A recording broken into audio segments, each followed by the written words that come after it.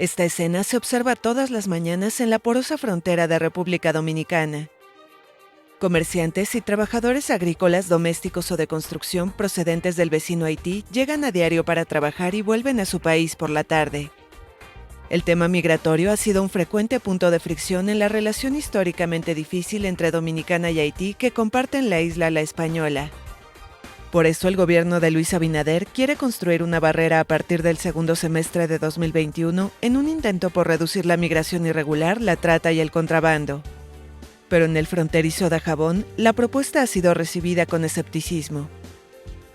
Para él hacer esa verja perimetral, que le cuesta tantos millones, hay un hospital aquí que lo espera a él, que lo comenzaron y pararon la construcción, que nosotros necesitamos un hospital, que aquí se muere la gente por falta de un médico, por falta de un quirófano, se mueren bastante gente en esta provincia.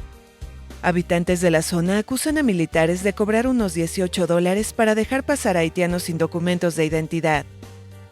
Es una cuestión de perseguir la corrupción, no de construir uno. Pienso que no es más que una excusa del gobierno para tener otra cosa en que invertir el presupuesto. La propuesta de un muro llega después de planes de regularización de indocumentados, pero también de deportaciones masivas. El proyecto contempla tecnología de reconocimiento facial, huellas dactilares y cámaras infrarrojas. A mí me parece que es una exageración, es un mito que se quiere mantener. Ahora con verja, antes era con armas, ahora es con verja. El propio gobierno local es partidario de impulsar empresas e industrias para elevar las oportunidades en Haití.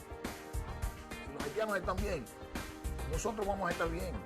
Eso es lógico, porque no vamos a tener esa situación de que ellos tengan que venir aquí. El presidente Abinader y su par de Haití, Jovenel Moïse, firmaron en enero un acuerdo que prevé, entre otros puntos, un compromiso de Dominicana de ayudar a construir hospitales con fondos internacionales en el país vecino y así descongestionar sus centros de salud.